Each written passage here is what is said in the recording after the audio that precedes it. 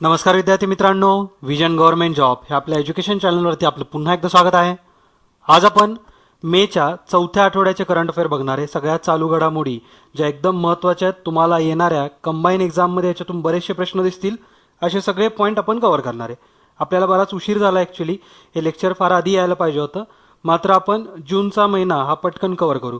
Okay, तर आजच्या लेक्चरमध्ये आपण सगळेच्या सगळे चौथ्या वीकमधल्या ज्या महत्त्वाच्या घडामोडी आहेत त्या कव्हर करू. तर जसं की आपण सुरुवात करतो महत्त्वाच्या दिवसांपासून, तर या आठवड्याची पण सुरुवात तशीच करूया. तर 29 मे हा आपला international day of United nations peace keepers, म्हणजे UN पीस कीपर्स, हा international day of UN peace keepers नावाने सेलिब्रेट केला जातो 29 मेला. ओके, तुम्हाला माहिती असेल UN पीस कीपर ही एक जगामध्ये शांतता प्रस्थापित व्हायसाठी म्हणून एक आर्मी किंवा एक मिलिटरी फोर्स एक क्रिएट केलेली आहे, आणि त्याच्यासाठी म्हणून हा दिवस साजरा केला जातो 29 मेला. ओके, आणि याची जी थीम होती ती म्हणजे investing in peace around the world. Okay, तर investing in the peace around the world ही याची थीम होती. आणि हा महत्त्वाचा दिवस आहे आपल्या देशासाठी. एक महत्त्वाची आणि एक प्राऊड फिलिंग गोष्ट म्हणजे ही जी युनायटेड नेशन्सची जी पीस कीपरची एक टीम आहे, तर याच्यामध्ये सगळ्यात जास्त भारतीय व्यक्ती आहेत किंवा भारतीय सैनिक या युनायटेड नेशन्सच्या पीस कीपरच्या या सैन्यामध्ये आपले भारतातले सगळ्यात जास्त सैनिक आहेत. ओके, त्याच्यामुळे हा डे तुम्हाला माहितीच पाहिजे. एक्झाममध्ये येऊ किंवा नको येऊ, आपल्याला हे माहिती पाहिजे. ओके, त्याच्यानंतर एक महत्त्वाचा आणखीन एक दिवस आहे, तो म्हणजे 31 मे. हा एक्झाममध्ये यायचे चान्सेस भरपूर आहेत. 31 मेला वर्ल्ड नो टोबॅको डे हा साजरा केला जातो. ओके, म्हणजे टोबॅकोबद्दल अवेअरनेस लोकांमध्ये जागृतीचं काम या दिवशी केलं जातं, world no tobacco day. Okay, तर या वर्षीची जी थीम होती याची ती म्हणजे tobacco threaten to development. Okay, हे व्यवस्थित तुम्ही थीम लक्षात ठेवा. एक्झाममध्ये प्रश्न बनतात डायरेक्टली की या दिवशीची संकल्पना काय होती, थीम काय होती, तर ती म्हणजे tobacco threaten to development. Okay, आणि 31 मेला हा नो टोबॅको डे साजरा केला जातो. आणि ह्याची अनाऊन्समेंट कुणी केली आहे तर WHO म्हणजे हूनी ह्याची अनाऊन्समेंट केलेली आहे. WHO म्हणजेच वर्ल्ड हेल्थ ऑर्गनायझेशन. तुम्हाला याचं हेड ऑफिससुद्धा माहिती असेल, जिनेवामध्ये हे जे हेड ऑफिस आहे. ओके, वर्ल्ड हेल्थ ऑर्गनायझेशन जे आहे त्याचं हेड ऑफिस आहे जिनेवामध्ये. ओके, जिनेवामध्ये भरपूर महत्त्वाच्या इन्स्टिट्यूट्स आहेत. आपण बऱ्याचशा लेक्चर्समधून त्या बघितलेल्या आहेत, जसं की वर्ल्ड हेल्थ ऑर्गनायझेशनचं हेड ऑफिस जिनेवामध्येच आहे. त्याच्यानंतर वर्ल्ड ट्रेड ऑर्गनायझेशनचं हेड ऑफिससुद्धा जिनेवामध्येच आहे. त्याच्यानंतर वर्ल्ड मेट्रोलॉजिकल ऑर्गनायझेशन म्हणजेच WMO याचं पण हेड ऑफिस जिनेवामध्येच आहे. ओके, त्याचबरोबर वर्ल्ड लेबर ऑर्गनायझेशन ह्याचं सुद्धा हेड ऑफिस जिनेवाला आहे. ओके, आणि आणखीन एक म्हणजे ISO इंटरनॅशनल स्टँडर्ड्स ऑर्गनायझेशन, हे सुद्धा हेड ऑफिस जिनेवामध्ये आहे. ओके, तर बरेचसे आपण आधीच्या लेक्चर्समध्ये सुद्धा कव्हर केलेले आहेत, आणि हे सगळेचे सगळे जे सांगितले हे महत्त्वाचे होते, लक्षात ठेवा. ओके, आता आपण या तिसऱ्या आठवड्यामध्ये ज्या महत्त्वाच्या न्यूज आहेत त्या सगळ्या कव्हर करूया. तर आपण पहिल्यांदा स्टेट वाईज सगळ्या न्यूज बघू की कुठले स्टेट थोडे न्यूजमध्ये होते, त्यांच्याबद्दलची महत्त्वाची न्यूज आहेत ती आपण कव्हर करू. ओके, तर गोवा न्यूजमध्ये होतं, कारण गोव्याच्या मुख्यमंत्र्यांनी म्हणजेच आपले मनोहर पर्रिकर, तर त्यांनी गोव्यामध्ये कंपल्सरी प्लास्टिक बॅग्सला बंदी घातलेली आहे. ओके, म्हणजे तुम्ही तिथं विक्रेत्याला सुद्धा आणि घेणाऱ्याला सुद्धा 5,000 रुपयांचा फाईन लागणार आहे. ओके, जर गोव्यामध्ये तुम्ही कॅरीबॅग वापरत असाल तर तुम्हाला 5,000 रुपये फाईन लागू शकतो. ओके, आणि ह्याची जी सुरुवात होणार आहे, हे इम्प्लिमेंटेशन याचं 1 जुलैपासून होणार आहे. म्हणजे 1 जुलैच्या पुढं तुम्ही गोव्यामध्ये प्लास्टिक कॅरीबॅग नाही वापरू शकणार. ओके, आणि गोव्याचे CM आहेत मनोहर पर्रिकर, आणि ते गोव्याचे गव्हर्नर ते म्हणजे मृदुला सिन्हा. ओके, ते नावं लक्षात ठेवा. पुढचं एक स्टेट न्यूजमध्ये होतं किंवा सिटी न्यूजमध्ये आहे, ती म्हणजे दिल्ली. तर दिल्ली सिटी पोलीस न्यूजमध्ये, कारण दिल्ली सिटी पोलीसनी काय केलं आहे तर बायसिकल पेट्रोल स्कीम सुरू केली. म्हणजेच बायसिकल पेट्रोल स्कीम ही काय लोकांसाठी नाही आहे, बाकीच्यांसाठी, मात्र पोलिसांसाठी. जे पोलिस पेट्रोलिंग करतात, तर तुम्हाला माहिती असेल रात्री पेट्रोलिंग करतात, हायवेजवरून गाड्या वगैरे फिरतात लक्ष ठेवण्यासाठी, टेहळणीसाठी. ओके, तर आता असे जे एरिया असतील दिल्लीमधले जिथं मोठ्या गाड्या डायरेक्टली जाऊ शकत नाहीत, छोट्या छोट्या गल्ल्यांमधून, तर या पोलिसांना पेट्रोलिंग करण्यासाठी म्हणून सायकलचा वापर आता पोलिस करणार आहेत. ओके, आणि याच्यासाठी थोडेसे स्पेशली डिझाईन अशा 65 बायसिकल बनवलेल्या आहेत, 65 सायकली बनवल्या आहेत. ओके, तर हे कुणी सुरू केलं विचारू शकतात, तर दिल्ली सिटी पोलिसनी. ओके, पुढची न्यूज आहे रिसेंटलीच उत्तर प्रदेशमध्ये डॉक्टरांचं जे निवृत्तीचं वय आहे हे 60 वर्षांवरून 62 वर्ष करण्यात आलं आहे. ओके, 60 वर्षावरून 62 करण्यात आलेलं आहे. तर निवृत्तीचं वय रिसेंटली कुठल्या राज्यांनी वाढवलं आहे डॉक्टरांसाठी तर विचारलं तर 60 वरून 62 हे उत्तर प्रदेशने केलेलं आहे. ओके, कारण ॲक्च्युली उत्तर प्रदेशमध्ये जे गव्हर्नमेंट हॉस्पिटल्स आहेत तर तिथं बऱ्याचशा वॅकन्सीज आहेत. सिनियर पोस्ट डॉक्टरांच्या बऱ्याचशा रिकाम्या आहेत. जवळपास 7 ते 8 हजार वॅकन्सीज आहेत तिथे डॉक्टरांच्या. त्याच्यामुळे हे जे एज लिमिट आहे हे वाढवलेलं आहे. ओके, तर हे तुम्ही लक्षात ठेवा. त्याच्यानंतर एक महास्वयम नावाची एक महाराष्ट्र गव्हर्नमेंटने एक स्कीम लॉन्च केलेली आहे. ओके, तर या स्कीमच्या अंतर्गत स्किल डेव्हलपमेंट आणि एम्प्लॉयमेंट याच्यावरती भर दिला जाईल. ओके, तर महास्वयम ही स्कीम कोणी काढली असं जर विचारलं कुठल्या राज्यांनी काढली आहे तर ती म्हणजे महाराष्ट्र राज्याने काढलेली आहे. आणि कशासाठी तर स्किल डेव्हलपमेंटसाठी आणि रोजगाराच्या दृष्टिकोनातून. ओके, पुढची न्यूज बघू आता. पत्रकारांसाठी निवृत्ती वेतन आता एका राज्याने घोषणा केलेली त्याच्याबद्दल. तर पत्रकारांसाठी निवृत्ती वेतन हे हरियाणा राज्य सरकारने घोषणा केलेली आहे. हरियाणामध्ये पत्रकारांना निवृत्ती वेतन म्हणून 10,000 रुपये पर मंथ त्यांना पेन्शन देण्यात येणार आहे. ओके, आणि त्याचबरोबर 5 लाख रुपयांपर्यंतचे मेडिकल फॅसिलिटीज प्रोव्हाइड केल्या जातील.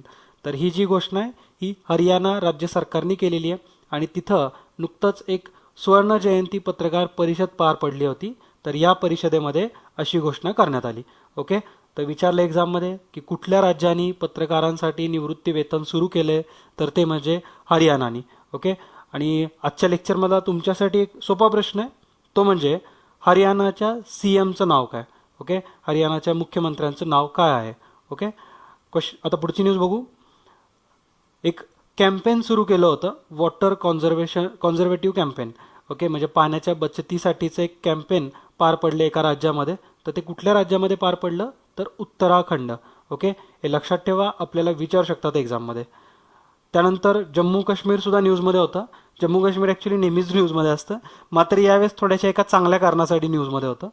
तर जम्मू काश्मीर राज्याने राज्य शासनाच्या मदतीने एक फुटबॉल अकॅडमी सुरू केलेली आहे.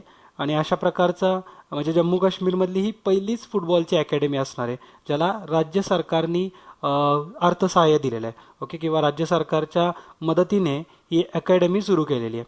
ओके, तर जम्मू काश्मीरमध्ये सुद्धा कुठं तर श्रीनगरमध्ये ही फुटबॉल अकॅडमी सुरू झालेली आहे. ओके, आणि ही स्टेट स्पॉन्सर्ड फुटबॉल अकॅडमी असणार आहे, त्याच्यामुळे महत्त्वाची आहे. पुढची न्यूज बघू. रिसेंटलीच एक रोड शो झाला. हा रोड शो हा इनलँड वॉटरवेज ऑथॉरिटी ऑफ इंडियाने ऑर्गनाईज केला होता.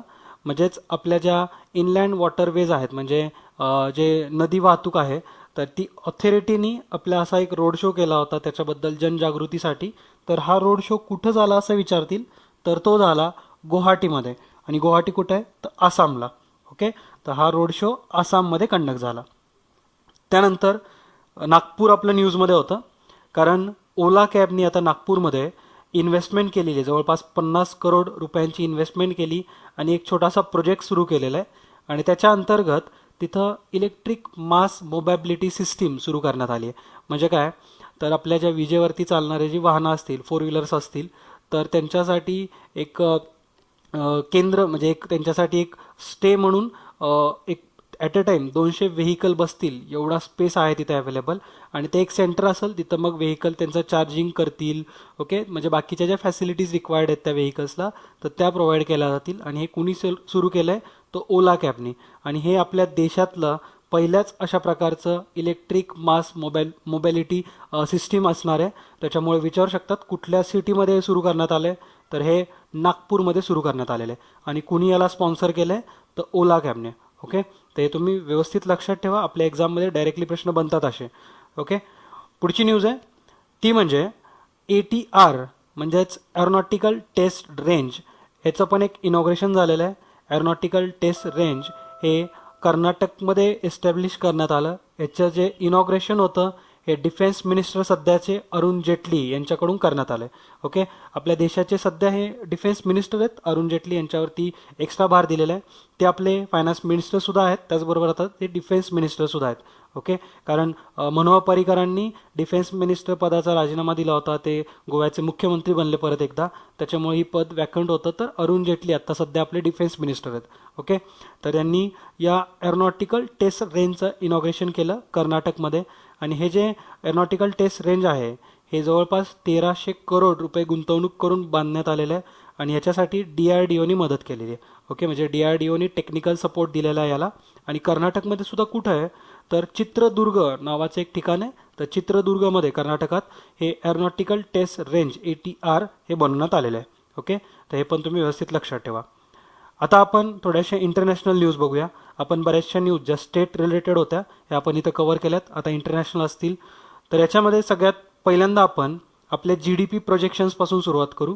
GDP प्रोजेक्शन्स म्हणजे काय की आपला ग्रोथ रेट काय असणार आहे याचा रिपोर्ट बऱ्याच इन्स्टिट्यूट्स देतात. त्याच्यामध्ये सगळ्यात टॉपची युनिव्हर्सिटी आहे ती म्हणजे मूडी. तर मूडीनी एक त्यांच्या रिपोर्टमध्ये investment service projected India's growth म्हणजे त्यांचं एक त्यांचे जे मोडीज इन्व्हेस्टमेंट सर्व्हिस आहेत तर त्यांनी आपला इंडियाचा ग्रोथ रेट प्रोजेक्ट केलेला आहे. आणि याच्यानुसार 2017-18 या वर्षामध्ये आपला ज्या देशाचा जो GDP राहणार आहे तो 7.5% राहणार आहे. ओके. तर हे तुम्ही लक्षात ठेवा. आणि वेगवेगळ्या इन्स्टिट्यूट्स वेगवेगळे त्यांचे अनुमान सांगत असतो, त्याच्यामुळे तुम्हाला व्यवस्थित लक्षात ठेवायचं आहे. IMF पण त्यांचा वेगळा रिपोर्ट देईल, वर्ल्ड बँकसुद्धा देते. वर्ल्ड बँकेनुसार आपण जवळपास 7.2ची प्रगती कर म्हणजे 7.2 आपला GDP असणार आहे. ओके. तर 2017-18साठी मूडीच्या दृष्टिकोनातून किंवा मूडीचं प्रोजेक्शन काय आहे तर 7.5%. ओके. आणि ही जी मूडी ही इन्स्टिट्यूट आहे ती 1909 स्थापन करण्यात आली होती. न्यूयॉर्कमध्ये त्याचं हेड ऑफिस आहे. ओके. आणि जॉन मोडी यांनी ती सुरू केली होती. ओके. आणि 2018-19 या फायनान्शियल इयरमध्ये सुद्धा म्हणजे पुढच्या वर्षीचं आपलं प्रोजेक्शन काय असणार आहे तर ते म्हणजे 7.7%. ओके. या मोडीनुसारच पुढच्या वर्षी 7.7% आपला GDP रेट असू शकतो. ओके. त्यानंतर वर्ल्ड बँकेने सुद्धा असंच एक प्रोजेक्शन दिलेलं आहे. आणि वर्ल्ड बँकेनुसार 2017-18मध्ये आपला जो ग्रोथ रेट आहे GDP आहे हा 7.2 असणार आहे. ओके. तर आपला एक इंडियन डेव्हलपमेंट रिपोर्ट कार्ड त्यांनी एस्टॅब्लिश केला आणि त्याच्यानुसार 7.2 आपला GDP रेट असेल. ओके. वर्ल्ड बँकेचे CEO तुम्हाला माहिती असतील, जिम यॉंग किम यांचा ॲक्च्युली यांना आणखीन एकदा बनवण्यात आलेला आहे CEO. ओके. आणि वर्ल्ड बँकेचं हेड ऑफिस हे वॉशिंग्टन DC ला आहे. ओके. तर वॉशिंग्टन DC हे व्यवस्थित लक्षात ठेवा. वर्ल्ड बँकेचं हेड ऑफिस आहे तिथं. आणि IMFचं पण हेड ऑफिस हे वॉशिंग्टन DC लाच आहे. ओके. तर दोन्हीच्या दोन्ही जे बँक मोठ्या लेवलच्या आहेत जगातल्या तर त्यांचे हेड ऑफिस वॉशिंग्टन DC मध्ये आहेत. पुढची न्यूज बघू आता. पुढची एक महत्त्वाची न्यूज आहे. मन Ki Baat a social revolution on radio या नावाचं पुस्तकाचं इनॉग्रेशन झालेलं आहे रिसेंटली 26 मेला. तुम्हाला समोर स्क्रीनवरती दिसत असेल. PIB वरती आलेली न्यूज आहे ही, त्याच्यामुळे आपल्याला एक्झाममध्ये अशा प्रकारची न्यूज बनू शकते. आणखीन एक पुस्तक आहे जसं की Mann Ki Baat a social revolution on radio हे तर आहेच. आणि दुसरं म्हणजे marching with a billion analyzing Narendra Modi's government at mid term. तर ही जी 2 पुस्तकं आहेत यांचं इनॉग्रेशन आपल्या ज्या लोकसभेच्या स्पीकर आहेत त्या म्हणजे सुमित्रा महाजन तर यांच्या हस्ते करण्यात आलं. आणि याच्या फर्स्ट कॉपीज म्हणजे पहिले त्याच्या आवृत्ती या आपल्या प्रेसिडेंट राष्ट्रपती प्रणब मुखर्जी यांना देण्यात आलेल्या आहेत. ओके. तर ह्या महत्त्वाची न्यूज आहे. आपल्याला एक्झाममध्ये अशा प्रकारचा प्रश्न बनू शकतो. आणि हे जे पुस्तकं आहेत हे कुणी बनवलेत किंवा कुणी लिहिलेत तर हा जो सगळा डेटा होता हा राजेश जैन यांनी कलेक्ट केलेला आहे. आणि आपल्या प्रधानमंत्री नरेंद्र मोदी यांनी ज्या ज्या मन की बातमध्ये वेगवेगळ्या गोष्टी सांगितल्या जसं की रोड सेफ्टीबद्दल त्यांनी बऱ्याच वेळेस बोललेलं आहे, टुरिझमबद्दल बोलल्यात, ड्रग फ्री इंडियाबद्दल त्यांनी बऱ्याच संकल्पना मांडल्यात, क्लिनलीनेसबद्दल बोललेत. ओके. ते सगळं इथं मेन्शन केलेलं आहे. आणि या पुस्तकामध्ये सगळेचे सगळे तसे पॉईंट असतील. ओके. आणि याच्यामध्ये एक महत्त्वाची गोष्ट आहे ती म्हणजे हे जे मन Ki Baat a social revolution on radio हे जे पुस्तक आहे याचं जे प्रीफेस आहे तर हे कुणी लिहिलं आहे हे महत्त्वाची व्यक्ती आहे. बऱ्याच जणांना म्हणजे ही अशी इम्पॉर्टंट पर्सन आहे आणि त्यांनी या पुस्तकावरती प्रीफेस लिहिलं आहे त्यांचं. आणि ती म्हणजे आपल्या जपानचे प्रेसिडेंट. ओके. म्हणजे शिंझो ॲबे यांनी प्रीफेस लिहिलं या पुस्तकाचं. ओके. त्याच्यामुळे तुम्हाला कळत असेल की याची पुस्तकाची जी व्हॅल्यू आहे ही किती जास्त आहे. ओके. तर हे महत्त्वाचं आहे. आणि याची फर्स्ट कॉपी ही आपले प्रेसिडेंट प्रणब मुखर्जी यांना दिलेली आहे.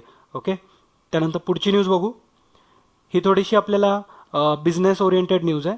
याच्यामध्ये आपल्या देशातली जी आपल्या गव्हर्नमेंट ऑफ इंडियाची एक कंपनी अशी महारथन कंपनी आहे की जी सध्या सगळ्यात जास्त प्रॉफिटेबल कंपनी ठरली आहे आपल्या गव्हर्नमेंटसाठी. ओके, म्हणजे जर आपल्या PSUचा जर विचार केला, पब्लिक सेक्टर युनिट, ज्या वेगवेगळ्या कंपन्या आहेत, महारथन कंपन्या आहेत, तर याच्यामध्ये सगळ्यात जास्त प्रॉफिटेबल कंपनी कुठली आहे असं एक्झाममध्ये जर विचारलं तर ती म्हणजे IOC, म्हणजेच इंडियन ऑइल कॉर्पोरेशन. ओके, तर इंडियन ऑइल कॉर्पोरेशन याच्या ॲक्च्युली यांच्यामध्ये खूप जास्त मोठी हाईक झालेली आहे, यांच्या प्रॉफिट शेअरमध्ये खूप वाढ झालेली आहे. 70%नी त्यांच्या प्रॉफिट शेअरमध्ये वाढ झाली.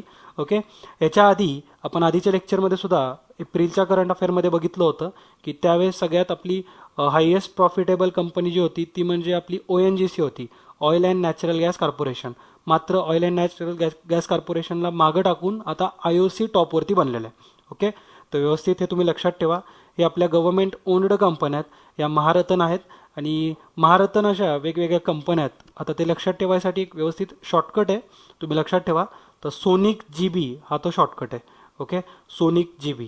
तर त्याच्यामध्ये जो आपला S आहे तो म्हणजे सेलसाठी आहे, जो O आहे तो ONGCसाठी, N जो आहे तो NTPC, त्यानंतर I जो आहे हा IOC वाला आहे, त्यानंतर जो आपला C आहे, C for coal India limited. GB मधला जो G आहे हा गेलसाठी आहे आणि जो B आहे तो भेलसाठी. ओके, तर हा व्यवस्थित शॉर्टकट तुम्ही लक्षात ठेवा, तुम्हाला सगळ्याच्या सगळ्या महारथन कंपन्या इथं भेटून जातील. ओके, आणि त्याच्यामध्ये सध्या टॉप मोस्ट कुठली आहे तर IOC, म्हणजे सगळ्यात प्रॉफिटेबल कंपनी आहे ती गव्हर्नमेंटसाठी. प्रायव्हेट सेक्टरमध्ये बघाल तर रिलायन्स सध्या टॉपवरती आहे आणि बाकीच्या जर आपल्या देशामधली अशी एक कंपनी जी सगळ्यात जास्त सॉफ्टवेअर एक्सपोर्ट करते बाहेरच्या देशांना तर ती म्हणजे टाटा कन्सल्टन्सी. ओके, तर टाटा कन्सल्टन्सी ही सॉफ्टवेअर एक्सपोर्ट करण्यामध्ये टॉपची आपली इंडियन कंपनी आहे. आणि प्रायव्हेट सेक्टरमध्ये प्रॉफिटेबल कंपनी म्हणाल तर रिलायन्स. ओके, आणि आपले ऑइल अँड नॅचरल गॅस याचे जे मिनिस्टर आहेत, म्हणजे ऑइलचे मिनिस्टर जे आहेत ते म्हणजे धर्मेंद्र प्रधान. ओके, तर हे सगळी इन्फॉर्मेशन व्यवस्थित लक्षात ठेवा. पुढची न्यूज आता बघू. रिसेंटलीच गव्हर्नमेंटने एक ॲप लॉन्च केलेलं आहे. ओके, प्रकाश जावडेकरांनी ते ॲप लॉन्च केलेलं आहे. आपले ते HRD मिनिस्टर आहेत, तर त्यांनी UGC नावाचं ॲप लॉन्च केलं आहे. UGC म्हणजे युनिव्हर्सिटी ग्रँट कमिशन. ओके, आणि याचा जो पर्पज असणार आहे हा म्हणजे विद्यार्थ्यांची जी रॅगिंग होते तर त्याच्याबद्दल ॲक्शन घेणं, किंवा एखाद्या जर रॅगिंग झाली तर तो त्या ॲप थ्रू त्याचं म्हणणं हे डायरेक्टली पब्लिक करू शकतो किंवा एका ऑथॉरिटीकडे पाठवू शकतो. ओके, तर हे UGC नावाचं ॲप आहे. हे कशाशी संबंधित आहे जर विचारलं तर ते रॅगिंगशी संबंधित आहे. आता ॲक्च्युली कसं कॉलेज सुरू होणार आहेत किंवा स्कूल सुरू होतील तर त्याच्यामुळं गव्हर्नमेंटने थोडेसे आधीच प्रिकॉशन म्हणून अशा प्रकारचं ॲप काढलेलं आहे. ओके, पुढची न्यूज बघू आता. आपल्या फायनान्स सेक्टरशी संबंधित न्यूज आहे, FDIशी संबंधित आहे, that is foreign direct investment. तर याच्यामध्ये रँकिंग आलं आहे आपलं ॲक्च्युली. तर भारताचं रँकिंग हे फॉरेन डायरेक्ट इन्व्हेस्टमेंट हा एक रिपोर्ट काढला होता. हा एका इन्स्टिट्यूटनी काढला आहे, त्याचं नाव आहे FTI इंटेलिजन्स. तर हा रिपोर्ट FDI इंटेलिजन्स यांनी बनवलेला आहे. आणि या रिपोर्टनुसार भारतामध्ये आपण जर पूर्ण जगाचा विचार केला तर भारत हा टॉप नंबरला आहे, ज्याच्यामध्ये FDI ची अमाऊंट सगळ्यात जास्त आहे. ओके, म्हणजे FDI रिसीव्ह करण्यामध्ये भारताचा रँक हा 1 नंबरला आहे. भारतानंतर चायना आहे आणि चायनानंतर USA. ओके, तर हे तिन्ही देश तुम्ही लक्षात ठेवा. आणि भारत हा सलग दुसऱ्या वर्षी या रिपोर्टवरती टॉपमध्ये आहे. ओके, म्हणजे भारतात FDIचं प्रमाण संपूर्ण जगात बाकीच्या देशांपेक्षा सगळ्यात जास्त आहे. ओके, आणि हे सलग दुसऱ्या वर्षी आहे. हा जो रिपोर्ट आहे हा 2017चा रिपोर्ट आहे, 2016च्या आकडेवारीनुसार. ओके, त्याच्यामुळं हे महत्त्वाचं आहे. आणि FDI ॲक्च्युली 2 प्रकारचा असतो, एक ग्रीन फील्ड FDI असतो आणि एक ब्राऊन फील्ड FDI असतो. ओके, तर ग्रीन फील्ड FDIमध्ये आपण टॉपवरती आहे जगामध्ये. ग्रीन फील्ड म्हणजे काय, एखादी कंपनी, फॉरेनची कंपनी जर काही अमाऊंट घेऊन आली आणि भारतामध्ये इन्व्हेस्ट केले आणि त्यांनी स्वतः त्यांची ब्रँच एखादी सुरू केली. ओके, म्हणजे काय आलं तुम्हाला की नवीन एखादा प्लांट त्यांनी एस्टॅब्लिश केला आहे किंवा आपल्याच एखाद्या दुसऱ्या कंपनीसोबत पार्टनरशिप करून दोघांनी मिळून दुसरी एक फर्म सुरू केली नवीन, तर ते झालं ग्रीन फील्ड. ओके, आणि ब्राऊन फील्ड म्हणजे काय, तर एखादा ऑलरेडी रनिंग प्रोजेक्ट आहे. ओके, एखादी कंपनी ऑलरेडी खूप चांगलं चालू आहे त्यांचा बिझनेस आणि त्याच्यामध्ये एखाद्या बाहेरच्या कंपनीने ॲज अ पार्टनर म्हणून फक्त इन्व्हेस्टमेंट केली किंवा FDI इन्व्हेस्ट केला त्याच्यामध्ये, तर ते जे असणार आहे ते जे जुन्या प्लांटमध्ये इन्व्हेस्टमेंट असेल त्याला आपण ब्राऊन फील्ड म्हणतो. ओके, तर ग्रीन फील्डमध्ये आपण टॉपवरती आहे. तर हे पण तुम्ही लक्षात ठेवा. म्हणजेच बाहेरच्या कंपन्या आपल्या देशामध्ये येऊन स्वतःच कंपन्या एस्टॅब्लिश करण्याकडे जास्त भर देत आहेत. ओके, तर व्यवस्थित लक्षात ठेवा. आता पुढची न्यूज बघू. रिसेंटलीच एक कॉन्फरन्स झाली, फिजीमध्ये ती कॉन्फरन्स झाली आणि त्या कॉन्फरन्सचं नाव होतं India Pacific island sustainable development. तर ही एक कॉन्फरन्स झाली फिजीमध्ये आणि ही जी भारताकडून अटेंड केली तर ती म्हणजे आपले जनरल व्ही के सिंग. तर यांनी ही कॉन्फरन्स अटेंड केलेली आहे. एवढंच तुम्ही लक्षात ठेवा. ही कॉन्फरन्स कुठं झाली, लोकेशन महत्त्वाचं आहे. आणि फिजीसोबत भारताने एक रिसेंटली करार पण केलेत, काही काही MOU साईन केलेले आहेत, म्हणजे मेमोरंडम ऑफ अंडरस्टँडिंग साईन केलेले आहेत. ॲग्रीमेंट आणि MOU याच्यामध्ये फरक असतो. ओके, तर पहिल्यांदा याच्याबद्दल आपण जाणून घेऊ की इंडिया आणि फिजी यांच्यामध्ये काय करार झाले. तर डिफेन्स सेक्टरशी संबंधित MOU साईन झालेले आहेत. ओके, तर MOU आणि ॲग्रीमेंट याच्यामधला फरक काय असतो, तर ॲग्रीमेंट हे बंधनकारक असतं, हे कायदेशीर असतं. त्याला म्हणजे तुम्ही जर तुमचं ॲग्रीमेंट ब्रेक झालं तर तुम्ही कोर्टात जाऊ शकता, त्याच्यावरती केस करू शकता अँड ऑल. मात्र MOU जे असतं हे कुठल्याही देशावरती बंधनकारक नसतं, मात्र ती एक मोरल रिस्पॉन्सिबिलिटी म्हणून MOU जर साईन केलेला असेल तर देश एकमेकांच्या ते MOU तोडणार नाहीत किंवा बॉन्ड जो असेल किंवा ते जे झालेले संमती आहे तर ती ब्रेक नाहीत करणार. ओके, कारण ते एक मोरल रिस्पॉन्सिबिलिटी म्हणून केलेले असतात. मात्र ॲग्रीमेंट हे प्युअरली लॉ बाइंडेड असतात. ओके, तर हे दोघांमधला फरक आहे MOU आणि ॲग्रीमेंटमधला. हे पण तुम्हाला माहिती असू द्या, जनरल नॉलेजमध्ये कामी पडेल. पुढची न्यूज बघू. रिसेंटलीच स्टार्टअप्सचं जे टाईम पिरियड आहे तो वाढवण्यात आला. म्हणजेच काय, तर कुठल्या बिझनेसला स्टार्टअप म्हणायचं हे आधी जर एखादा बिझनेस चालू करून फक्त 5च वर्ष झालेत तर त्याला स्टार्टअपचा दर्जा असायचा. मात्र आता हा कालावधी वाढवण्यात आलेला आहे. म्हणजे एखादा बिझनेस सुरू करून 7 वर्ष जर झाले असतील तर ते 7 वर्षांपर्यंत हे स्टार्टअप म्हणूनच कन्सिडर केलं जाणार. ओके, म्हणजे समजा एखादी कंपनी 2020मध्ये सुरू झाली तर 2027पर्यंत त्या कंपनीला स्टार्टअपचाच दर्जा भेटणार आहे. स्टार्टअपचा जर दर्जा भेटत असेल तर बाकीच्या फॅसिलिटीज वगैरे पण भेटतात. त्याच्यामुळं हा जो कालावधी हा वाढवण्यात आलेला आहे. आणि एखादी कंपनी जर ती बायोटेक फील्डशी रिलेटेड असेल, ओके, तर बायोटेक कंपनी जर असेल एखादी तर तो कालावधी त्याच्यासाठी आहे 10 वर्षांचा. म्हणजे 10 वर्षांपर्यंत ती कंपनी स्टार्टअपचाच दर्जा तिला भेटणार. ओके, ते पण तुम्ही लक्षात ठेवा. पुढची न्यूज आता बघू. नुकतंच बंगालच्या उपसागरामध्ये एक सायक्लॉन आलं होतं. सायक्लॉन म्हणजे चक्रीवादळ. ओके, तर चक्रीवादळ आलं होतं बंगालच्या उपसागरामध्ये आणि त्याचं नाव काय होतं असं एक्झाममध्ये विचारतात. तर त्याचं नाव होतं मोरा. ओके, या मोरामुळं ॲक्च्युली बांगलादेशमध्ये खूप त्रास झाला. भारतामध्ये एवढा त्याचा इफेक्ट झालेला नाही आहे. मात्र हे बे ऑफ बेंगॉलमध्ये आलं होतं, बंगालच्या उपसागरात आलं होतं. त्याच्यामुळे एक्झाममध्ये विचारू शकतात की या सायक्लॉनचं नाव काय होतं, या चक्रीवादळाचं नाव काय होतं, तर ते म्हणजे मोरा. ओके, अशा प्रकारचं आधी मरुतपण येऊन गेले. मरुतपण नावाचं एक होतं. त्याच्यानंतर पाकिस्तानमध्ये पण एक फार आधी येऊन गेलं होतं, त्याचं नाव निलोफर होतं. ओके, तर अशा प्रकारचे जे न्यूजमध्ये आहेत ते तरी तुम्हाला माहिती पाहिजेत. डायरेक्टली एक्झाममध्ये असा प्रश्न येतोच. ओके, किंवा मॅच दी पेअरमध्ये सुद्धा विचारू शकतात. पुढची न्यूज बघू आता. GSTच्या संबंधित ही एक न्यूज आहे. जर काही शंका असतील GSTबद्दल, तुम्हाला काही प्रश्न असतील तर गव्हर्नमेंटनी एक पोर्टल सुरू केलं आहे. आपल्या रेव्हेन्यू डिपार्टमेंटनी हे पोर्टल सुरू केलं आहे @AskGST_GOI government of India. Okay, तर या नावाचं आपल्या रेव्हेन्यू डिपार्टमेंटनी एक पोर्टल सुरू केलेलं आहे. जर तुम्हाला काही शंका असतील तर तुम्ही त्याच्यातून विचारू शकता. ओके, आपल्या देशातल्या सिटिझन्सला काहीतरी मदत व्हावी म्हणून हा प्रकल्प सुरू केलेला आहे. ओके, GSTबद्दल आपण सुद्धा फार म्हणजे बऱ्याच दिवसांपूर्वी एक लेक्चर बनवलं होतं आणि त्याच्यामध्ये भरपूर कन्सेप्ट आपण क्लिअर केलेले आहेत. ओके, GST ज्यावेळेस 1 तारखेपासून लागू होईल त्याच्यानंतर आपण GSTबद्दल डिटेल आणखीन एखादं लेक्चर बनवू. मात्र सध्या तरी तुम्ही ते GSTचं लेक्चर बघा, त्याच्यातून भरपूर तुम्हाला नॉलेज भेटणार आहे. इथं राईट हँड कॉर्नरला लिंक येईल, तिथून तुम्ही डायरेक्टली बघू शकता. ओके, पुढची न्यूज आता बघू. आपल्या देशाच्या रँकिंगशी संबंधित ही न्यूज आहे. ही न्यूज अशी आहे की कॉम्प्लेक्सिटी इन टॅक्सेशन सिस्टीम, म्हणजे आपला देश हा टॅक्सेशन सिस्टीममध्ये किती कॉम्प्लेक्स आहे, म्हणजे आपल्या देशामध्ये किती वेगवेगळ्या प्रकारचे कॉम्प्लेक्स सिस्टीम यूज केले जाते टॅक्ससाठी, तर त्याच्याशी संबंधित ही न्यूज होती. तर एशिया पॅसिफिक रिजनमध्ये आपल्या देशाचा 2रा क्रमांक लागतो. पहिल्या क्रमांकावरती चायना आहे, म्हणजे आपल्यापेक्षा कॉम्प्लेक्स टॅक्स सिस्टीम ही चायनाची आहे. त्याच्यानंतर 2 नंबरला आहे आपला देश भारत. ओके, आणि हा जो रिपोर्ट आहे हा आपल्या एशिया पॅसिफिक रिजनशी संबंधित आहे. त्याच्यामुळे एक्झाममध्ये विचारतील डायरेक्टली भारताची रँक याच्यामध्ये किती आहे, तर 2रा रँक आहे भारताचा. पुढची न्यूज बघू. सुंदीराम कप हा कशाशी संबंधित आहे किंवा हा कप कुठल्या स्पोर्टशी संबंधित आहे एक्झाममध्ये विचारतील. तर हा जो सुधीरमन कप जो आहे हा बॅडमिंटनशी संबंधित आहे. ओके, तर सुधीरमन कप हा बॅडमिंटनशी संबंधित आहे आणि हा जो चषक होता हा गोल्ड कोस्ट ऑस्ट्रेलियामध्ये कंडक्ट झाला. ओके, आणि याचे जे विनर आहे, विनर देश कुठला आहे असं पण विचारतील एक्झाममध्ये, तर साऊथ कोरियानी हा कप जिंकलेला आहे.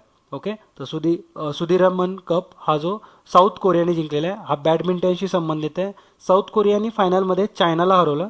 चायना हा कप आत्तापर्यंत 10 वेळेस जिंकला होता आणि साऊथ कोरियाची ही पहिलीच वेळ होती.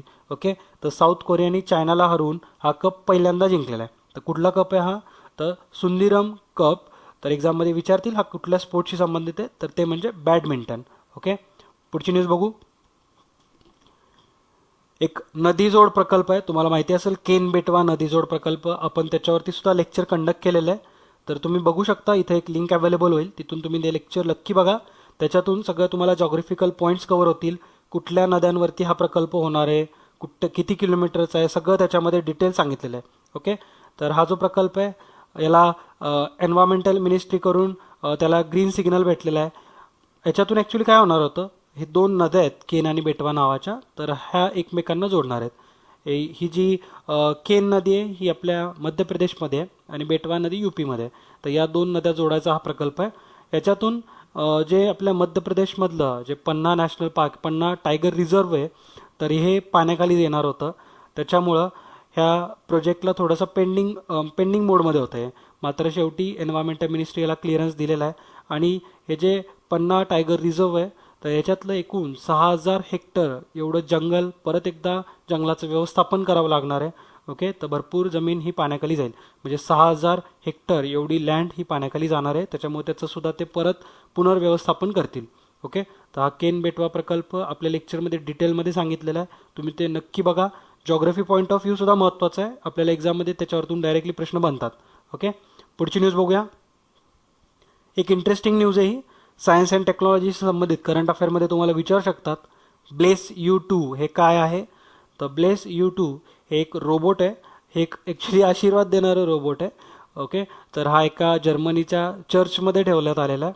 ओके, तर ॲक्च्युली हे का करण्यात आलं, तर द 95 थेसिस बुक हे एक पुस्तक आहे, हे पुस्तकाची 500 वर्ष कंप्लीट झाले म्हणून हा रोबो या चर्चमध्ये ठेवण्यात आलेला आहे. ओके, म्हणजे तुम्ही त्या रोबो जवळ जाऊन तुम्ही त्याचा आशीर्वाद घेऊ शकता, म्हणजे रोबो तुम्हाला ब्लेसिंग देणार आहे. ओके, तर हा रोबो कुठं ठेवण्यात आला आहे, तर जर्मनीमध्ये ठेवण्यात आलेला आहे. आणि जर्मनीमध्ये पण कुठं, तर विटॅनबर्ग नावाचं एक रिजन आहे, तर तिथं हा ठेवण्यात आलेला आहे. आणि एक पुस्तक म्हणजे ते द 95 थेसिस बुक, तर या पुस्तकाला 500 वर्ष कंप्लीट झालेत. ओके, पुढची न्यूज बघू आता. पुढच्या न्यूजमध्ये असं सांगितलं आहे, अटल पेन्शन योजनेशी संबंधित आहे. अटल पेन्शन योजनेला आता 53 लाख सबस्क्रायबर झालेले आहेत. म्हणजेच ही जी योजना आहे ही पेन्शनशी संबंधित होती. 1 जून 2015 पासून ही सुरू करण्यात आली होती आणि आत्तापर्यंत 53 लाख सबस्क्रायबर झालेले आहेत त्याचे. अटल पेन्शन जी योजना आहे ही 18 ते 40 या वयोगटातील सगळ्या व्यक्तींसाठी अवेलेबल आहे. तुम्ही सुद्धा तुमच्यासाठी अशा प्रकारची स्कीम काढून ठेवू शकता. ओके, पुढची न्यूज बघू आता. एक TV चॅनल सुरू करण्यात आलेलं आहे आणि हे फक्त महिलांनी सुरू केलेलं आहे. म्हणजे त्याच्यामध्ये सगळे अँकर्स, रिपोर्टर्स, त्याच्या डायरेक्टर, प्रोड्युसर सगळ्याच्या सगळ्या महिला असतील फक्त. आणि हे या TV चॅनलचं नाव आहे Zen TV, ZAN TV. Okay, तर झॅन TV और झिन TV त्याला म्हणतात. तर हे TV चॅनल कुठल्या देशामध्ये सुरू केलं असं विचारतील, तर ते अफगाणिस्तानमध्ये सुरू केलेलं आहे. ओके, तर अफगाणिस्तानमध्ये सुरू केलेलं आहे. आजच्या लेक्चरमधून तुमच्यासाठी एक सिंपल क्वेश्चन आहे, तो म्हणजे अफगाणिस्तानच्या राजधानीचं नाव काय आणि भारत आणि अफगाणिस्तान यांच्यामध्ये किती किलोमीटरची बॉर्डर शेअर होते. ओके, आपण आपल्या जॉग्रफीच्या आपल्या देशाचे शेजारी या लेक्चरमध्ये सगळे हे पॉईंट क्लिअर केलेले आहेत. तुम्ही ते लेक्चरसुद्धा बघू शकता जर आन्सर माहिती नसेल, किंवा त्याच्यासाठी जे शॉर्टकट्स अवेलेबल आहेत. ओके, तर ते पण तुम्ही व्यवस्थित बघा. ओके, तर जो प्रश्न विचारला आहे त्याचं पण आन्सर नक्की कमेंट बॉक्समध्ये मेन्शन करा. पुढची न्यूज बघू. रिझर्व्ह बँक ऑफ इंडिया आता 1 रुपयाची नोट रिलीज करणार आहे लवकरच. तर 1 रुपयाची ही नोट ही 1994मध्येच ॲक्च्युली बंद करण्यात आली होती आणि त्याच्यानंतर आता पहिल्यांदा खूप वर्षानंतर RBI छापणार आहे. ओके, आणि ही थोड्याशा ग्रीन आणि पिंक कलरमध्ये असेल. याच्यावरती जे चित्र असणार आहे ते म्हणजे आपलं सागर सम्राट तेल केंद्र जे आहे, तेल काढण्याचं जे केंद्र आहे महाराष्ट्रातलं, तर त्याचं चित्र या नोटेवरती असणार आहे. ओके, तर व्यवस्थित लक्षात ठेवा, एक्झाममध्ये विचारतील की अशा प्रकारची खालीलपैकी कुठली नोट आता रिझर्व्ह बँक ऑफ इंडिया पुन्हा नव्यानं सुरू करणार आहे, तर 1 रुपयाची नोट. आणि याच्यावरती चित्र कशाचं आहे, तर सागर सम्राट आपलं जे तेल केंद्र आहे तर त्याचं चित्र त्याच्यावरती आहे. ओके, पुढची न्यूज बघू आता. झिका व्हायरसशी संबंधित न्यूज आहे. झिका व्हायरस सध्या भारतामध्ये सुद्धा त्याच्या केसेस आढळल्या.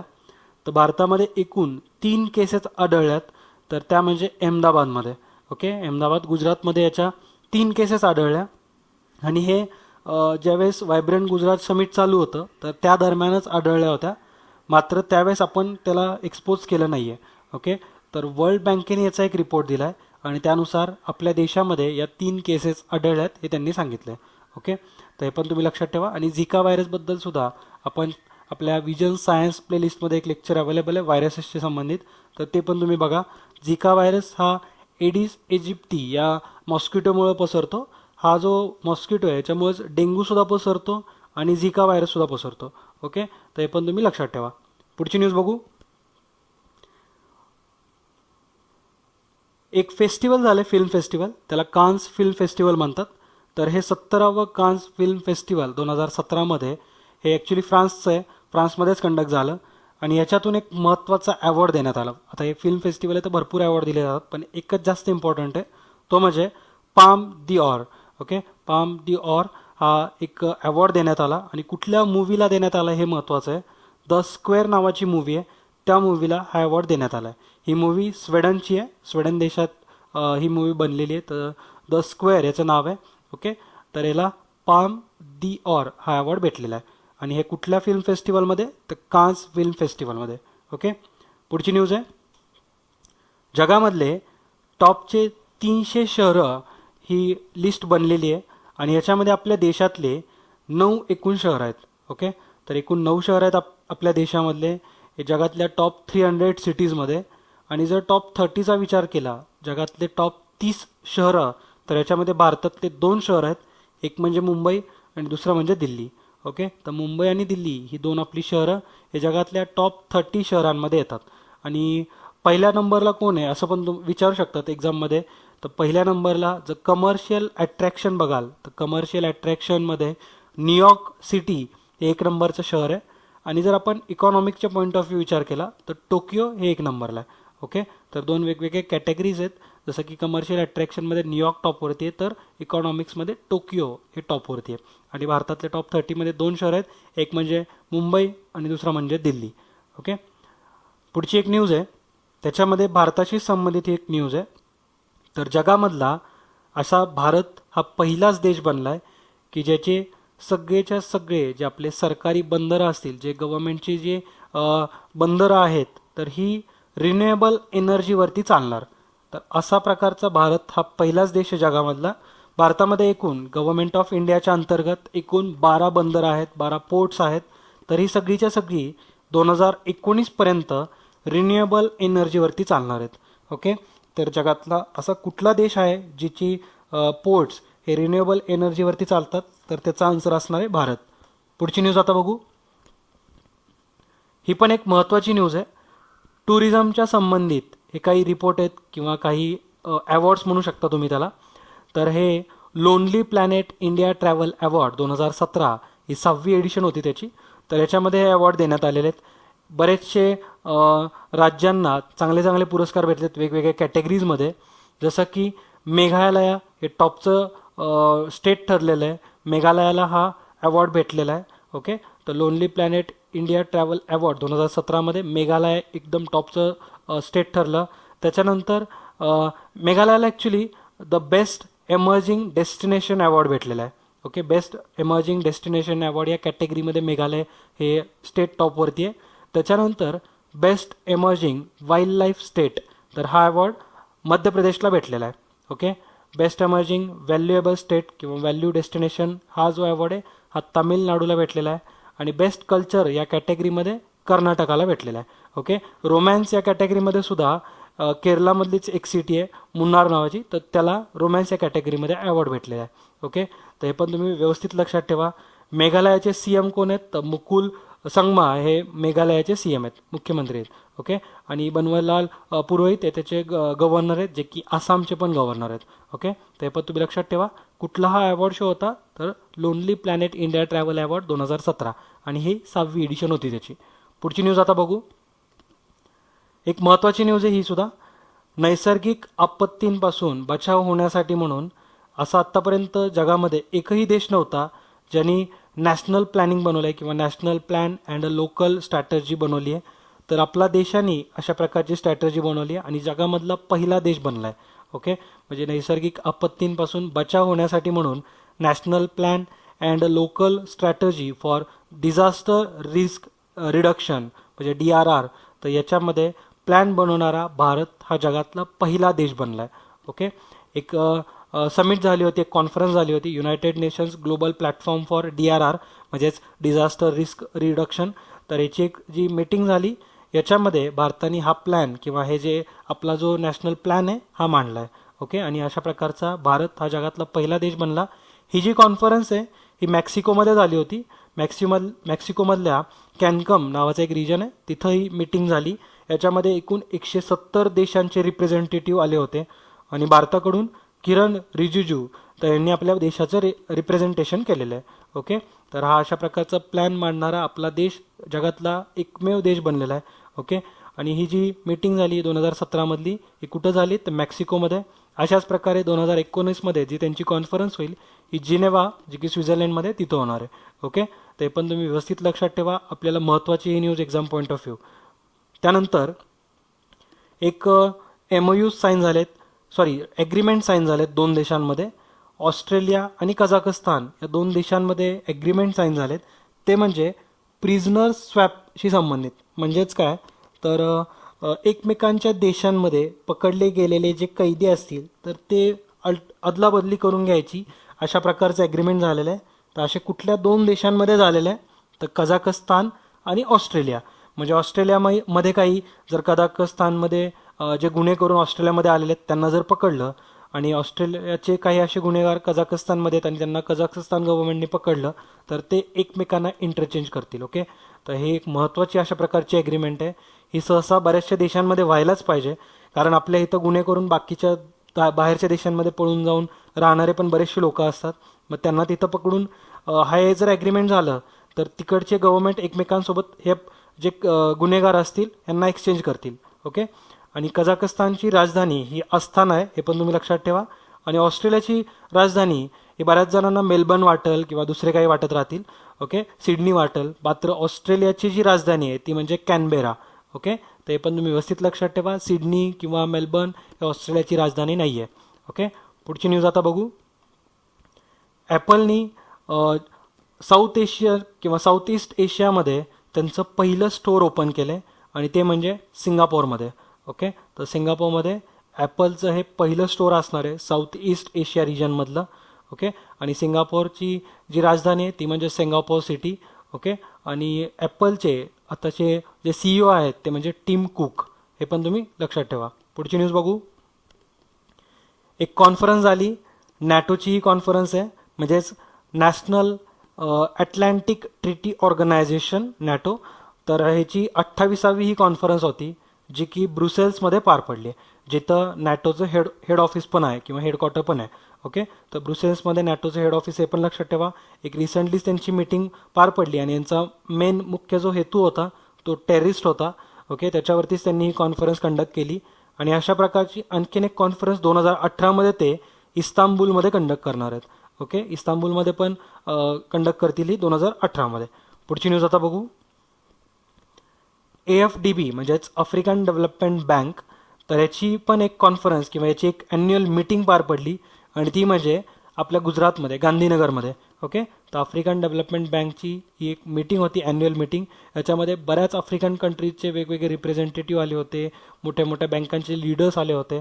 ओके. तर ही मीटिंग कुठं पार पडली आहे, तुम्हाला बरेचसे ऑप्शन्स जोहान्सबर्ग किंवा जे साऊथ आफ्रिकन लोकेशन्स आहेत ते देतील आणि एक गांधीनगर पण असेल.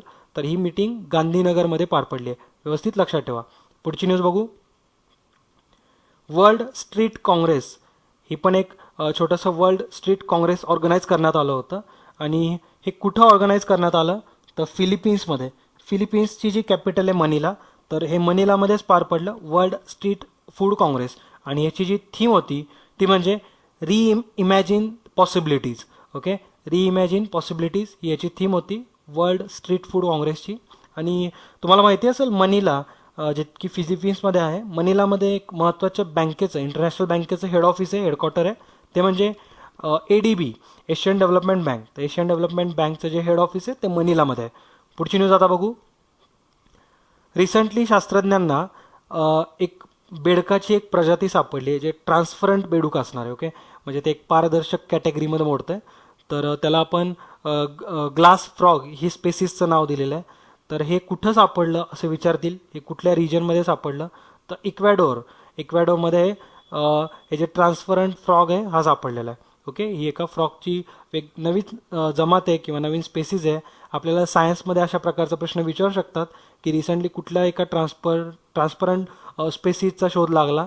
बरेचसे ऑप्शन असतील, तर फ्रॉग हे त्याचा आन्सर असणार आहे. ओके, बेडूक. पुढची न्यूज बघू. हे काही महत्त्वाचे अवॉर्ड्स आहेत आता इथून पुढं, आणि हे अवॉर्ड अतिशय महत्त्वाचे आहेत, आपल्याला एक्झाममध्ये डायरेक्टली प्रश्न विचारतात. तर पहिला अवॉर्ड आहे तो म्हणजे संगीत नाटक अकादमी अवॉर्ड किंवा अकादमी पुरस्कार. तर 2016चा हा जो संगीत नाटक अकादमी पुरस्कार आहे हा कुणाला देण्यात आला असा डायरेक्टली प्रश्न बनू शकतो, आणि तो म्हणजे सत्यव्रत राऊत. तर यांना हा अवॉर्ड देण्यात आलेला आहे. ओके, व्यवस्थित लक्षात ठेवा, सत्यव्रत राऊत हे या व्यक्तीचं नाव आहे. यांना हा 2016चा संगीत नाटक अकादमी पुरस्कार देण्यात आलेला आहे. ओके, अशाच प्रकारचा आणखीन वेगवेगळे अवॉर्डसुद्धा देण्यात आलेले आहेत. ओके, जसं की अकॅडमी रत्न पुरस्कार देण्यात आला, तो म्हणजे सुनील कोठारी यांना देण्यात आला आहे. हा केंद्र संगीत नाटक पुरस्कार देण्यात आला, तो म्हणजे सुरी केमेरी गोविंद भट, तर यांना हा अवॉर्ड देण्यात आलेला आहे, केंद्र संगीत नाटक पुरस्कार. ओके, तर हे तिन्हीच्या तिन्ही पुरस्कार लक्षात ठेवा, आपल्याला डायरेक्टली जोड्या लावामध्ये प्रश्न बनू शकतात. पुढची न्यूज आहे doctor Ambedkar national award by president Pranab Mukherjee. तर हे अवॉर्ड वेगवेगळ्या 4 व्यक्तींना किंवा काही 2 NGOज आहेत आणि 2 व्यक्ती आहेत, तर अशांना हा अवॉर्ड देण्यात आलेला आहे. जे व्यक्ती काही सामाजिक कार्य करतायत आणि त्याच्यातून समाजाला फायदा होतोय, तर अशा प्रकारच्या काम करणाऱ्या संघटनांना किंवा व्यक्तींना हा पुरस्कार देण्यात येतो. तर डॉक्टर आंबेडकर नॅशनल अवॉर्ड हा अवॉर्ड पहिली एक महत्त्वाची इन्स्टिट्यूट आहे किंवा एक ऑर्गनायझेशन आहे, NGO आहे ती म्हणजे अमर सेवा संगम. तर अमर सेवा संगम, तर यांना हा अवॉर्ड देण्यात आला आहे. दुसरी एक अशीच एक इन्स्टिट्यूट आहे, अशीच एक NGO आहे, ती म्हणजे समता सैनिक दल. तर यांना सुद्धा हा डॉक्टर आंबेडकर नॅशनल अवॉर्ड देण्यात आला आहे. ओके, आणि 2 ज्या व्यक्ती आहेत त्यामध्ये पहिली म्हणजे बाबूलाल निर्मल आणि दुसरी व्यक्ती म्हणजे SK थोरात. तर या 2 व्यक्तींना हा डॉक्टर आंबेडकर नॅशनल अवॉर्ड देण्यात आला आहे. आणि हा अवॉर्ड कुणाकडून देण्यात येतो, तर प्रणब मुखर्जी किंवा आपल्या देशाचे राष्ट्रपती यांच्याकडून देण्यात येतो. पुढची न्यूज बघू. लिटल मिस युनिव्हर्स कॉम्पिटिशन होतं आहे सध्या, आणि त्याच्यासाठी भारताकडून जे सिलेक्टेड कॅन्डिडेट आहे किंवा भारताकडून कुणाला सिलेक्ट करण्यात आलं आहे, तर ती म्हणजे पद्मालया नंदा. तर ही एक ओडिसाची लहान मुलगी आहे, तर हिला लिटल मिस युनिव्हर्स कॉम्पिटिशनसाठी भारताकडून निवडण्यात आलं आहे. आणि हे जे कॉम्पिटिशन होणार आहे हे जॉर्जियामध्ये होणार आहे, जे की USA मध्ये आहे.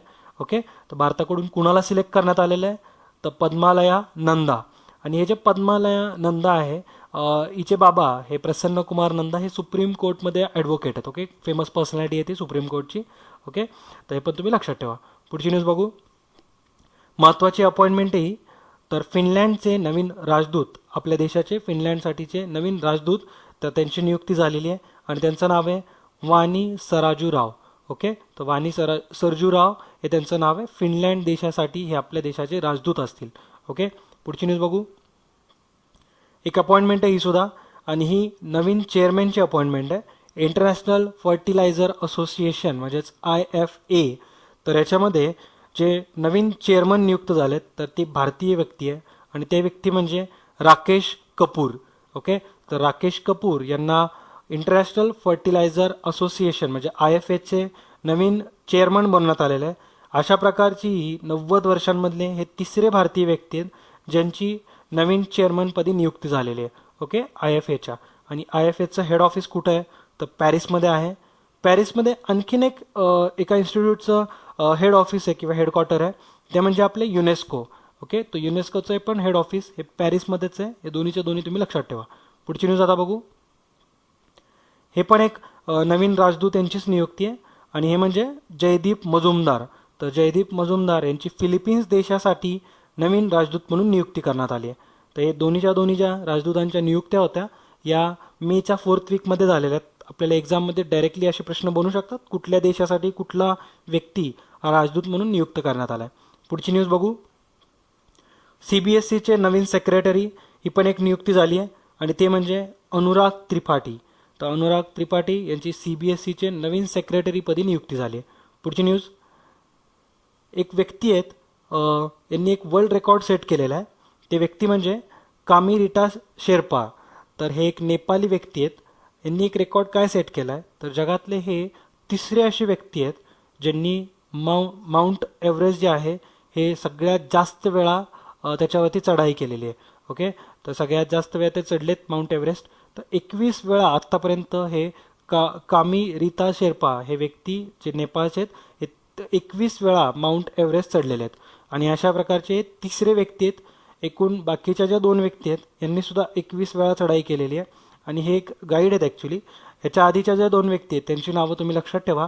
एक म्हणजे अपा शेर्पा, ओके, आणि दुसरे म्हणजे पूर्बा ताशी शेर्पा. ओके, तर हे सगळे नेपाळी व्यक्ती आहेत. आत्ताचे कुठले ज्यांनी रिसेंटली वर्ल्ड रेकॉर्ड सेट केला ते म्हणजे कामी रीता शेर्पा, दुसरी व्यक्ती म्हणजे अपा शेर्पा, हे सगळ्यात पहिल्यांदा 21 वेळा चढले होते.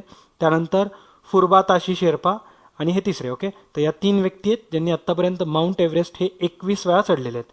ओके, भारताकडून सुद्धा एक व्यक्ती आहेत जे की आपल्या BSFचे कमांडर आहेत. ओके, ते म्हणजे लव राज सिंग. तर हे सुद्धा 6 वेळेस हे माउंट एव्हरेस्ट चढलेले आहेत. ओके, ते पण तुम्ही लक्षात ठेवा. पुढची न्यूज बघू. अपॉइंटमेंटशी संबंधित आहे आणि ही खरंच खूप महत्त्वाची अपॉइंटमेंट आहे. तुम्हाला एक्झाममध्ये प्रश्न बनू शकतात. ओके, तर ही अपॉइंटमेंट आहे secretary in department of economics affair. म्हणजे या पोस्टचं नाव आहे EAS म्हणजेच इकॉनॉमिक अफेअर्स सेक्रेटरी. तर यापदी तपन राय यांची नियुक्ती झालेली आहे. ही पोस्ट महत्त्वाची का असती किंवा यावर्षी का महत्त्वाची ही, तर आधीचे जे होते त्यांचं नाव होतं शक्तिकांत दास, हे पण तुम्ही लक्षात ठेवा. आणि RBI जे आपण बघितलं 1 रुपयांची जी नोट बनवणार आहे त्याच्यावरती जी साईन असणार आहे ही या तपन राय यांची असणार आहे. ओके, तपन राय यांची RBIच्या 1 रुपयाची जी नोट बनणार आहे त्याच्यावरती साईन असणार आहे. जर खरं बघाल तुम्ही तर ह्याच्यावरती जी 1 रुपयाची जी नोट आहे हे RBI मॅन्युफॅक्चर करतच नाही, हे गव्हर्नमेंट ऑफ इंडियाकडून डायरेक्टली बनवलेली जाते. म्हणजेच आपल्या ज्या फायनान्स सेक्रेटरी किंवा फायनान्स डिपार्टमेंट आहे याच्याकडून ही 1 रुपयाची नोट बनवली जाते. मात्र यंदा RBI बनवतोय आणि याच्यावरती जी सही असणार आहे ही आधी आत्तापर्यंत 1994 पर्यंत फायनान्स सेक्रेटरी करत होते. ओके, मात्र आता याच्यावरती जी साईन आहे ही EAS करणार आहेत म्हणजे इकॉनॉमिक अफेअर्स सेक्रेटरी तपन राय ह्याच्यावरती सही करतील. ओके, याच्या आधी 1994 पर्यंत फायनान्स सेक्रेटरी ह्या 1 रुपयाच्या नोटेवरती सही करत होते. आता सध्याचे फायनान्स सेक्रेटरी म्हणजे अशोक लवासा. मात्र याच्यावरती साईन अशोक लवासा यांची नसणार आहे, ही असणार आहे आपल्या secretary of department of economic affairs यांची साईन असणार आहे. ओके, पुढची न्यूज आता बघू. युरोपियन गोल्डन शू हा भेटलेला आहे म्हणजे गोल्डन, त्याला बूट म्हणतो आपण, गोल्डन बूट. तर हा कुणाला भेटलेला आहे यावर्षीचा, तर तो म्हणजे लिओनेल मेसी. तर लिओनेल मेसी यांना हा जो पुरस्कार आहे मेसीला आत्तापर्यंत 4 वेळा भेटलेला आहे आणि अशाच प्रकारचा आपले जे क्रिस्टियानो रोनाल्डो आहे याला सुद्धा हा 4 वेळा भेटलेला आहे. ओके, आणि मेसी तुम्हाला माहिती असेल कुठल्या टीमला रिप्रेझेंट करतात, तर ते अर्जेंटिना देशाकडून खेळतात. ओके, तर व्यवस्थित तुम्ही हे पण लक्षात ठेवा. आणि जे आपले रोनाल्डो आहे हा पोर्तुगालला रिप्रेझेंट करतो. ओके, पुढची न्यूज बघू. एक महत्त्वाचे अपॉइंटमेंट झाली ॲज अ ॲम्बॅसेडर म्हणून. ओके, ब्रँड ॲम्बॅसेडर म्हणून नियुक्ती झाली अमिताभ बच्चन यांची. आणि कशासाठी यांची नियुक्ती करण्यात आली आहे, तर दरवाजा बंद या नावाचं एक कॅम्पेन आहे, याच्यामध्ये यांची नियुक्ती झालेली as a brand ambassador. Okay, आणि हे जे कॅम्पेन आहे किंवा हा जो प्रोजेक्ट आहे हा ministry of drinking water and sanitation आणि वर्ल्ड बँक या दोघांचा असणार आहे. ॲक्च्युली हा प्रोजेक्ट कशासाठी आहे, तर जे ओपन डिफिकेशन होतं आपल्या देशामध्ये, ओके, तर ओपन डिफिकेशन फ्री आपला देश बनावा याच्यासाठी म्हणून एक कॅम्पेन चालू करणार आहेत दरवाजा बंद. आणि याचे ब्रँड ॲम्बॅसेडर असतील अमिताभ बच्चन आणि अनुष्का शर्मा सुद्धा याची ब्रँड ॲम्बॅसेडर असणार आहे. ओके, आणि याची जी अनाऊन्समेंट आहे किंवा याच्यासाठी जे कॅम्पेन झालं होतं ते मुंबईमध्येच लॉन्च करण्यात आलं होतं. ओके, पुढची न्यूज आता बघू. KIA T20 super league. Okay, तर अशा प्रकारची एक महिलांसाठीची सुपर लीग असणार आहे आणि याला इंग्लंड आणि वेल्स क्रिकेट बोर्ड याला स्पॉन्सर करतात. तर याच्यामध्ये आत्तापर्यंत एकही भारतीय महिला क्रिकेटर नव्हती, मात्र पहिल्यांदा एका भारतीय क्रिकेटरला याच्यामध्ये सिलेक्ट करण्यात आलेलं आहे. ओके, आणि ती म्हणजे आपल्या देशाच्या T20ची कॅप्टन आहे, ती T20 टीमची कॅप्टन आहे आणि ती म्हणजे हरमप्रीत कौर.